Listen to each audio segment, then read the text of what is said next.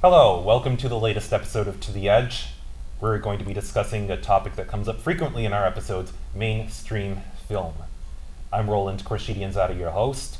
Mike Messier is co-host. Hi, how you doing, everybody? Maria Nadipov is co-host. Hello. And returning as guests again are Chris Esper and Rochelle Cook. Hello? Hi. Rachel Cook. Rachel Cook. Like She Ray kills me Charles. if I get it wrong. No, I don't. That's okay. I called her Michelle quite a few times. Michelle. Michelle.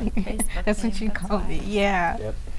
So speaking of mainstream films, we have lists here, in case you're wondering what these documents are, of the top money-grossing films. No, they're really secret files. We can't discuss them or we'll have to kill you. No, it's actually a script. And Oh my god. some of these films that we have lists of, we have both from 2000 on, and if I can just name them off real quick. Go ahead. Avatar, 2009, The Dark Knight, 2008, Shrek 2, I won't do the years, but Shrek 2, Pirates of the Caribbean, Dead Man's Chest, Spider-Man from 2002, Transformers, Revenge of the Fallen, Star Wars Episode 3, Revenge of the Sith, The Lord of the Rings, The Return of the King, Spider-Man 2 from 2004, The Passion of the Christ, 2004, and the new decade, the 2010s decade, or 2000-teens as Roland would call it, Marvel's The Avengers, The Dark Knight Rises, Toy Story 3, Iron Man 3, The Hunger Games, Harry Potter and the Deathly Hallows Part 2, Despicable Me Part 2, Transformers Dark of the Moon, Alice in Wonderland, and Iron Man 2. And then they have year by year, but that's just a kind of overview of what we're dealing with. A lot of twos, a lot of sequels, even Yes. some threes. Yeah, how many sequels are there in here? There's 1, 2, 3, 4, 5, 6, 7. 6 for the top 10s of the 2000s. How about the teens? Tens, whatever we want to call it. Just one, really. No, No. it's like We got a couple eight. of threes. There's 8. Eight. There's 8 of them. Because if you call Avengers, Oh. well, Marvel's The Avengers wouldn't be a sequel. No, so but Dark Knight Rises is a sequel. Yeah. yeah, so 7. I'd say Dark Knight Rises is a sequel. Toy Story 3, Iron Man 3 Harry Potter, is Deathly Hallows Part 2, Despicable Me 2, Transformers Dark of the Moon, that's Part 3. Yeah. and Iron Man 2 would be 7. Yeah. And Alice in Wonderland is a remake. And would you call it The Avengers a spin-off? Would The Avengers be a spin-off of Iron Man? That is a spin-off. Oh, Yeah. that's pretty My bad. brother would know all about that. He's a huge fan of those films, and according to him, it is a spin-off. So the one original here is a movie that I did like, a mainstream movie that I enjoyed with, I believe Jennifer Lawrence, was The Hunger Games. Yes. And this is what's driven me towards independent film because I don't want to come up with a sequel. I like my own ideas instead of basing it off what someone else came up with way back when, Let's- in 19 whatever. Right. Let's start with the positive. Of these movies, guys, of maybe the 2010s decade, the here and now, does anybody like these movies? Did you see anything in here that you liked? Yeah. Truth or lie? I want to start out with Toy Story 3 because, first of all, I saw the first movie back in 1995 when it came out in the theater. I was 6 years old, and back then it was a huge success. It was a revolutionary in its animation because no film before was done with completely computer animation. So this was something new and very exciting. Since then, I would say it's been kind of a blessing and a curse because many rely on just computer graphics to make to do special effects, but that's a whole other topic altogether. But Toy Story 3, I loved because not only was it as good, if not better, than the first 2 films, but it drew the story further and it tugged at your heartstrings, and it was just a genuinely heartwarming and touching film, I felt. Mm-hmm. Toy Story 3 I thought was great too. I really enjoyed it. Yes. I Me even too. saw it without 3D. I saw it. You liked it too? Yeah, Toy I Story did 3. too. Yeah. You see it 3D or non-3D? Not 3D. Me too. I 3D I'm iffy about. Sometimes I like it, sometimes I don't. I agree. And I actually saw Alice in Wonderland in 3D, and I would say a good chunk of the movie did not require 3D. There were maybe 2 or 3 scenes where something was actually coming at me in the theater. The first half of it, no 3D was needed, so it did nothing but just give me a headache, quite honestly. I mentioned the 3D thing because more and more films, Roland and everybody, are being made in 3D because that is the enticement to come to the theater. Because I have to interject. Sure. Because of the prices, it's actually turning me off. I don't want to spend extra money just Yeah. to see a film in 3D. Well, you should. I'm glad you said that because the producers at these major companies believe that they need an enticement to get the audience into a theater rather than watching at home or Yeah. on their tablet or computer or phone. So they're offering 3D because as of now the technology is not mainstream for the home audience. So that's the carrot, and you're saying you don't want the carrot. Well, I'm a male in my early 30s, so I'm the target audience, and it's not attracting me. Okay. And what's really sad now too is you'll see movie posters. It will say also in 2D instead of saying also in 3D. Sometimes that's not true, That's though. Sometimes really it's only sad. 3D. Yeah, but that's my point too. Is that for movies that are in 2D and 3D, I'll see a poster and it will say also in 2D, whereas it was always the other way around in the past decades. So that's very sad. I think that we're coming to that point. Yeah. Rochelle, you seem to be. What do you think of 3D films as far as these mainstream films? I'm not really interested in 3D myself. I don't go to the movies to watch special effects, which is why I have a problem with Avatar being the top 10, the top film of the 2000s decade. A lot of people just like 3D and movies like Avatar because of the effects and stuff. That doesn't stimulate my mind. Yeah. It takes a lot to stimulate me, and effects doesn't. I like story, emotion, writing, and acting. So I don't need 3D. I like 2D. I like classic animation as well. If people know me, I love cartoons. I like the old-fashioned way. So I agree with Roland, and I can do without the 3D and Avatar. My perspective actually happens to be on that film. I have to disagree with you a little bit, only because I don't really even remember if I saw it in 2D or 3D. I don't necessarily think that was the make or break piece of it for me. I do think, though, that the special effects in that film are used effectively with regard to story and kind of possibilities. So for me, it was that element of kind of magical, spiritual, I'm not sure, enticement perhaps, but I felt that it was well enough connected to the story that it kept my interest, and I thought that it was a worthwhile film overall. I didn't feel like it was just for, wow, what can they do with special effects? I didn't feel that that was their only selling point. I thought that it was because it was so well connected and intertwined with the story and actually helped to enrich the environment of the film and the reality of the story within that context, that I appreciated it. Avatar. Yeah. I don't mind seeing movies in 3D. Some of them, they look great in 3D. The thing is, I don't think that should be the main selling point, or a lot of these films of 3D, they don't even need to be in 3D. Exactly. It's like, they just want to make more money. Exactly.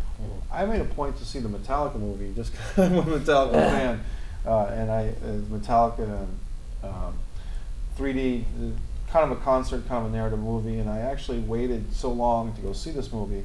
I missed it in my general area. I drove an hour and a half to see the movie in Connecticut somewhere. I made like a big shtick to do it, and I enjoyed it. Was it the greatest movie of the year? No. Was it the greatest movie of all time? Definitely not. But it was, if you're a specific niche fan and you say like, well, I really like the band Metallica and they're doing this 3D movie, and it's a concert movie sort of, I'll go see it.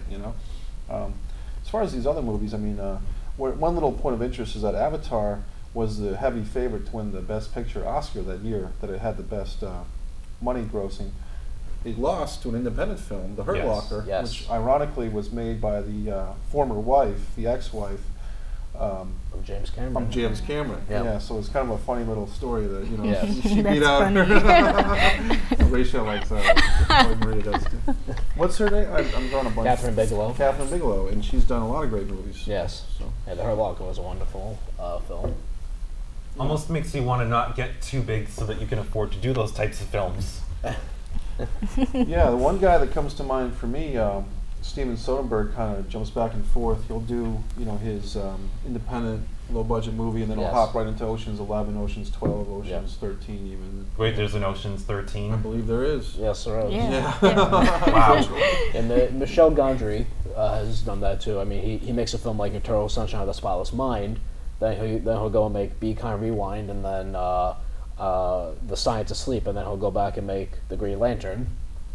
Oh, Green Hornet was it? I can't remember which one. I remember The Green Hornet as a TV show. I haven't seen the film, but I used to love the show.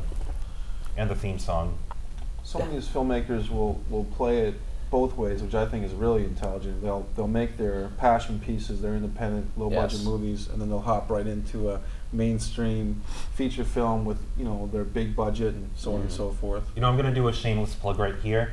I was an extra in a film called The Forger with John Travolta, and that was probably his passion film because, I mean, I think it's an independent film. It's not mainstream. Yep. Mm-hmm. And you did some feature or background acting on this one? Yeah, I was prominent in 2 parts. Hopefully I wasn't cut. Nice. Yeah. Late 2014. The Forger. Nice. Right. So if you're watching this in the future, go check out The Forger. Hopefully I'm in it. Or if you're watching this in the very future, go get it from Netflix. or Yes, something right. like that. If, that, Well, if it exists. If you're watching that far in the future, see all of our films because we're all famous directors, producers, and actors and actresses. Yeah. Cutting our bills. Yeah. What some of these other movies? I'm interested in Maria, Rachel, Roland, Chris. We talked about The Passion of the Christ. It was from 2004. To me, The Passion of Christ is a movie that is great, but has 0 replay value because you watch it once and that's the experience. You experience it, you don't watch it. I mean, people saw Christ suffer for 12 hours, so if you watch it 6 times, you've seen at least what the Romans saw, and they didn't see the whole thing. Interesting. No broadcast Interesting 2,000 years ago. Interesting way of looking at it. Yeah, really. What do you think, Maria, of that movie? I am ashamed to say that I have not seen it yet. It is definitely on my list. Generally speaking, I like to rewatch films because just to see how something is portrayed, if something is intriguing to me, or if it's particularly captivating and hits an emotional note. Right. I'm curious to understand that better and see, okay, what did they do so successfully that they managed to get so deep into my heart or have me so invested. So that is one aspect. The other aspect is for the acting because I'm just fascinated by that. So again, I like to rewatch little pieces for those particular sentimentalities, if you will. Nice. Yeah, it's definitely on my list, and I'm ashamed to say I've not seen it Yeah, yet. don't be ashamed. Just be. Is there anything on that list? We'll start with Maria that jumps out as you, the 2000s decade, or moving to the 2013 decade. Anything that you really liked on those lists as far as the movies?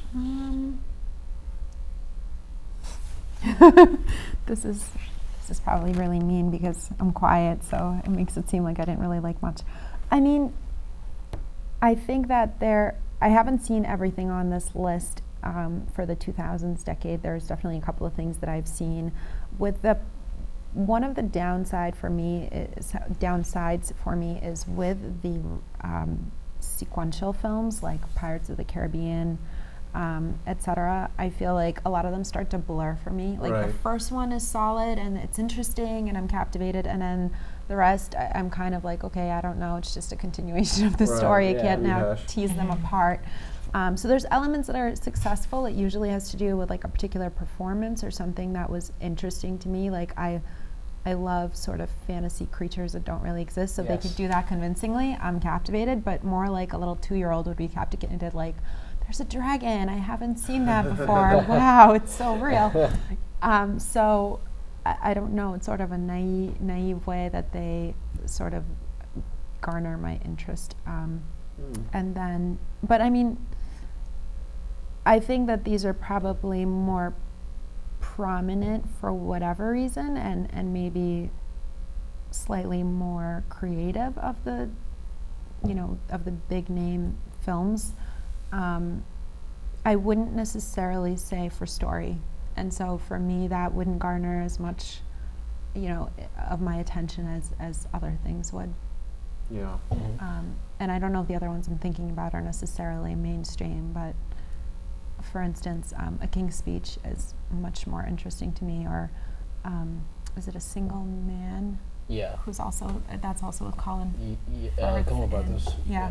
So things like that to Right. me are much more captivating, and they're always the ones that I like sit and replay in my mind and like ponder and kind of dwell on after I've seen the film. Yeah. Whereas these, it's like, oh, it was really fun and interesting, and I'll like appreciate a performance, but wouldn't necessarily go away wanting to see more or so captivated by what I've just seen. That These makes movies sense. are just like the movies that made the most money. Yeah. So they may not have won the Oscar, or they might not have struck in a chord like The King's Speech, which I think won the Oscar. And I believe Yeah, that was a yes. Hollywood picture, right? Yeah. The King's Speech. Yeah. Chris, I'm not I- not sure about the details of that. I'm pretty sure it was. I think. I don't think it was an independent film. I don't think so either. I didn't- That was extremely well done. Yeah. So that's an example of one of my like top choices Yeah, for Hollywood yeah. films that are well done. Yeah, sometimes you find that rare gem that may not make the most money, but was emotionally captivating Exactly. and won the Oscar. So it's not to say that Hollywood is, shame. No, No. it's not like that all the time. It's like I mentioned in the previous episode. I don't think it's the system or the executives are doing the wrong here. It's a business for them. Yeah. They're just doing what they want to do. And audiences are the one buying the tickets. When when the audience buys a ticket, they're the ones that are saying, "Let's see this movie. I want to see more of this."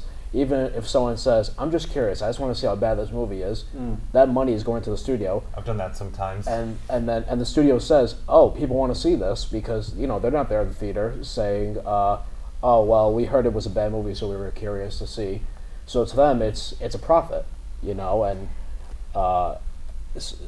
so we see all these movies, we see all these sequels and remakes because of that. People were fans of the original TV show of let's say, the Green Hornet or Smokey and the Bandit.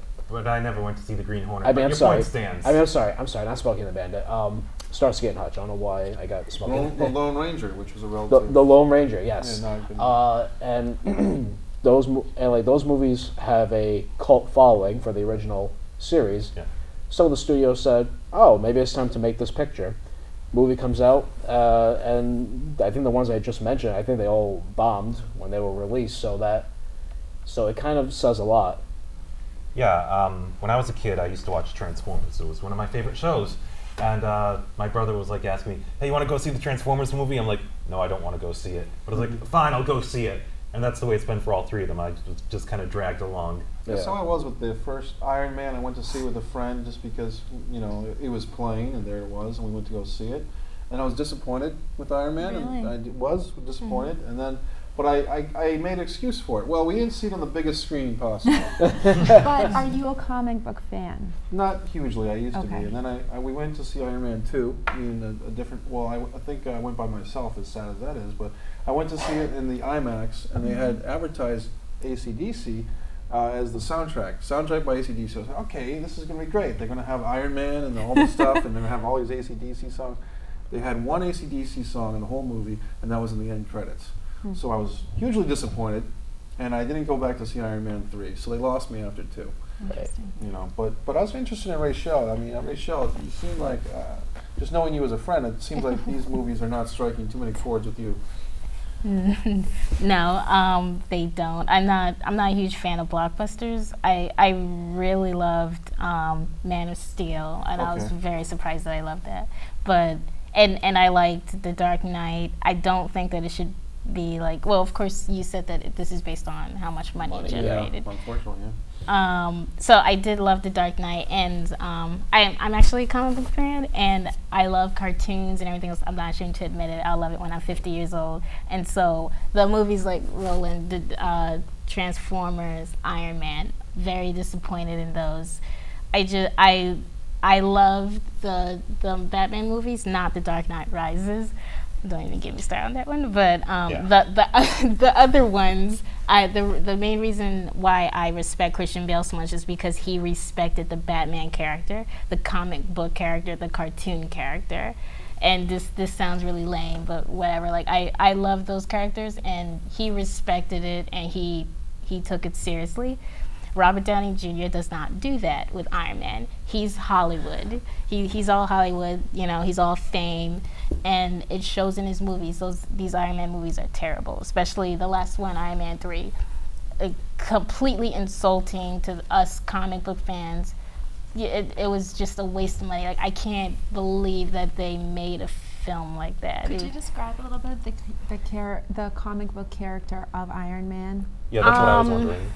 Well, the comic book character of Iron Man, I would say he's charming. He is a little arrogant, you know, because he makes a lot of money and everything, but there's this authenticity about him. Like, he's charming and easy to get along with. Robert Downey Jr. is, in the films, he doesn't portray to me as a charming, authentic guy like Christian Bale. He's authentic in his role as Batman. Well, that has a much darker tone, though, to be fair, those movies. But Robert Downey Jr., you're saying that he's pretty much just Robert Downey Jr. Yes, he's just Robert Downey Jr. He's not taking the role seriously. He's not authentic. Christian Bale, he takes his role seriously as Batman, and that's the kind of actor that he is. They're very two different actors and personalities. Christian Bale takes his craft seriously. Robert Downey Jr. is just all about fame and money, and it shows in these Iron Man movies. And so as a comic book fan and a cartoon fan, I'm very disappointed in these comic book movies, except for The Dark Knight. Okay. There's going to be from what I understand, a Batman versus Superman movie? Yes, there is. What do you think about that one? I'm confused by the Batman versus Superman title. Okay. I don't think that they should. I think it should be called World's Finest. I know there was already a movie, an animated movie named by that, and these animated movies, by the way, are so much better than any of these blockbuster comic book movies. I By agree. the way, very, very great movies, the animated ones. They're for adults also. So. I'm going to answer your question for you, Mike. Sure. I think I know why it's called Batman and Superman versus Superman. It goes into name familiarity. Okay, okay. And I guess, yeah, and the verse is to entice the audience with a little conflict. You know, Yes. like they will be pounding fists or Yeah. something. Or something. Slapping faces.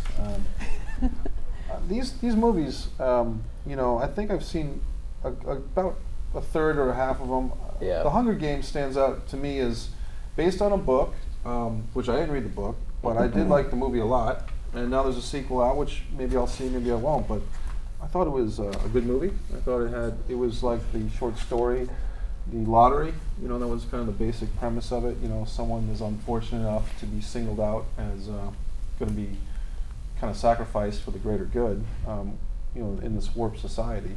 So I liked that movie. Some of these other movies, Toy Story 3 I liked. The Avengers, I bought a ticket to go see it and stepped out of the movie for a You while. did? Like a phone call. You know, I left my buddy Court Fisk behind. Sorry, Court. What did Court think of the film? He seemed to like it. He was wondering where I was for most of it. Taking a phone call. So We'll have Court on someday. yeah. Yeah. No, I did enjoy the Avengers myself. I Yeah. was actually surprised how much I did enjoy it. I haven't seen the Avengers. Don't see it. I'm curious. Don't see it. What else haven't I seen on here? Well, what about this? These I haven't Lord of the seen- Rings yeah. movies. Are you a Lord of the Rings guy, Roland? Or Of course, we're looking at me, long hair and all that. No, the third one is the only one I haven't seen. I've seen the first two. I've only seen the first one, and the first one I enjoyed immensely. third one won the Oscar, I think, right? It won the first movie and the last movie won the Oscar for Best Picture Interesting. in their respective years. Yeah. What did you guys see them? Are you into I those? did see them. I was into them. Okay. I didn't, but I'm a big fan of The Hobbit, and I'm looking forward to seeing the next Hobbit movie. Yeah. Okay. Big fan of that. Being a video game girl, I loved that movie. I felt like I was in a video game. Yeah. So I was wondering about that, about how you'd be interested in The Hobbit, but haven't seen Lord of the Rings. Yeah, I know. I don't know either. I actually wanted to ask you, Rochelle. You mentioned you were into cartoons. The Grinch. How Grinch? Did you see? What did you think of that one? And that wasn't the really old one. That was, what's his name? Jim Carrey. Carrey. I love that movie. Actually, Yeah. It's He on was this. really It's funny. on this list here. Reason I wanted to bring up is because, you know, again, based on a cartoon, so it's quasi remake, I guess you could say. I personally I enjoyed it. I thought it was a lot of fun. A lot of creativity went into the special effects, and You know, I think it's more of an adaptation than a remake. yeah, I would say so too. Going back to that real quick, Marie, what would you think of the Lord of the Rings movie? You liked them or you saw them? I did like them. Yes, I Okay. did see them. They're again. It's just the same thing where I'm having trouble teasing apart the story because there's 3 of them. Right. But then again, they were kind of like, it almost seemed like it was one story just broken up into 3 parts. Yeah. I think I would almost like to, with something like that, as well as the Harry Potter movies, I'd just like to have a marathon and just sit at home and like be able to pause it where I need to and just watch them back to back and get the whole Well, you know, entirety of the story. Lord of the Rings was actually shot as one film and split Yeah. up into 3. And they have a 10-hour version of the film on DVD. So Wow. I would need to do that. But again, that seems like a huge undertaking. It I wouldn't seems do like it. I'd really need to make sure to fit that into my schedule. But there's a lot of people that'll do Expensive that. A lot of efforts. people will have their big blowout weekends and hang out. I mean, honestly, I People have do it to with say, Star like, Wars. even watching certain TV shows, that's my favorite way. Like, sometimes when I watch them, one episode at a time on a weekly basis, I have a really hard time getting into them. Whereas if I, like, for instance, the way I got into Dexter was I just sat down and watched practically the entire first season in the first couple of nights, and then I was so hooked, and I watched, like, the other 3 seasons for the rest of the week, and then by the time the 5th season was coming around, I was completely engulfed in the show. And so sometimes, God bless you, I just feel like that works better for me personally. Yeah. People have different ways of doing it. Some people like to ruminate on it and like wonder and ponder like how's it going to go and what are going to be the plot twists and come up with every scenario. For me, I just like to sit down and watch it all back to back and get engulfed in the story. Yep. And can I just say something about the Transformers movies? Yeah, go ahead. Like, I just, you're a Transformers fan, Yeah. and I am. So I just don't understand why they made in the movies, like, first of all, the robots, I don't understand how they really look, because they look like pieces of trash. I can't tell who's who.